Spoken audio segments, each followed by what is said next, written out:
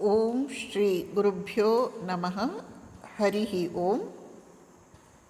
ಒಮ್ಮೆ ಒಬ್ಬ ಶಿಷ್ಯ ಪ್ರಶ್ನಿಸುತ್ತಾನೆ, ಅಮ್ಮ, ಕೆಲವರು ಭಕ್ತರಿರುತ್ತಾರೆ, ಅವರು ಭಗವಂತನಿಗೆ ಸಂಪೂರ್ಣ ಶರಣಾಗಿರುತ್ತಾರೆ, ಆದರೆ ಅವರು ಯಾವುದೇ ಸಾಧನೆಯನ್ನು ಮಾಡುವುದಿಲ್ಲ. ಅವರಿಗೆ ಭಗವಂತನ ದರ್ಶನ ಸಾಧ್ಯವೇ? ಶ್ರೀಮಾತೆಯವರು ಉತ್ತರಿಸುತ್ತಾರೆ, ಭಗವಂತನಿಗೆ ಶರಣಾಗಿರುವುದು, ಅವನಲ್ಲಿ ಹೃತ್ಪೂರ್ವಕ ವಿಶ್ವಾಸವಿಟ್ಟಿರುವುದು, ಇದೇ ಅವರ ಸಾಧನೆ. ಲಕ್ಷಾಂತರ ಜನ್ಮಗಳು ಬರಲಿ, ನನಗೇನು ಭಯ ಎನ್ನುತ್ತಿದ್ದ ನರೇಂದ್ರ. ಅದು ನಿಜ. ಜ್ಞಾನಿಯಾದವನು ಪುನರ್ಜನ್ಮಕ್ಕೆ ಹೆದರುತ್ತಾನೆಯೇ? ಅವನು ಯಾವುದೇ ಪಾಪಕ್ಕೆ ಒಳಗಾಗುವುದಿಲ್ಲ. ಅಜ್ಞಾನಿಯೇ ಸದಾ ಭಯಪಡುವುದು.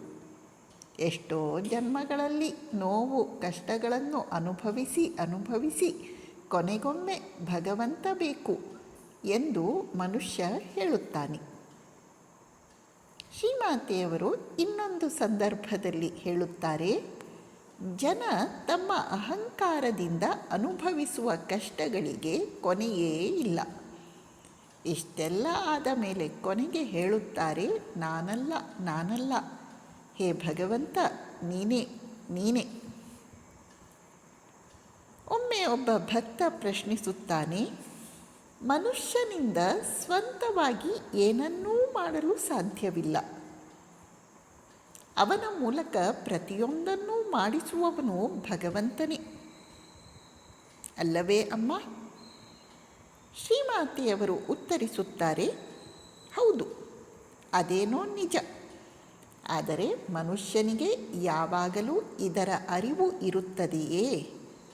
ಜನ ಅಹಂಕಾರದಿಂದ ಕುರುಡಾಗಿ ಎಲ್ಲವನ್ನೂ ತಾವೇ ಮಾಡುತ್ತೇವೆಂದು ಭಾವಿಸುತ್ತಾರೆ.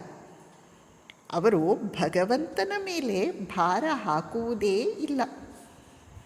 ತನ್ನನ್ನು ನಂಬಿಕೊಂಡಿರುವವರನ್ನು ಭಗವಂತನೇ ರಕ್ಷಿಸುತ್ತಾನೆ. ನೀನು ಪ್ರಾರ್ಥನೆ, ಧ್ಯಾನ ಮಾಡುತ್ತಾ ಹೋದಂತೆ ಶ್ರೀರಾಮಕೃಷ್ಣರು ನಿಜಕ್ಕೂ ನಿನ್ನ ಜೊತೆ ಮಾತನಾಡುವುದನ್ನು, ನಿನ್ನ ಇಷ್ಟಗಳನ್ನು ತಕ್ಷಣ ಈಡೇರಿಸುವುದನ್ನು ನೀನೇ ನೋಡುತ್ತೀಯ. ನಿನ್ನ ಮನಸ್ಸಿನಲ್ಲಿ ಶಾಂತಿ ತುಂಬುತ್ತದೆ. ನನ್ನಲ್ಲಿ ಇರುವವನು ಯಾರೋ ಅವನೇ ನಿನ್ನಲ್ಲಿಯೂ ಇದ್ದಾನೆ ಮತ್ತು ಅತ್ಯಂತ ಕೆಳಮಟ್ಟದ ವ್ಯಕ್ತಿಯಲ್ಲಿಯೂ ಇದ್ದಾನೆ ಎಂದು ನೀನು ಕಂಡುಕೊಳ್ಳುತ್ತೀಯ. ಆಗ ಮಾತ್ರ ನಿನ್ನ ಮನಸ್ಸಿನಲ್ಲಿ ವಿನಯ ಉಂಟಾಗಲು ಸಾಧ್ಯ. ನಮಸ್ಕಾರ.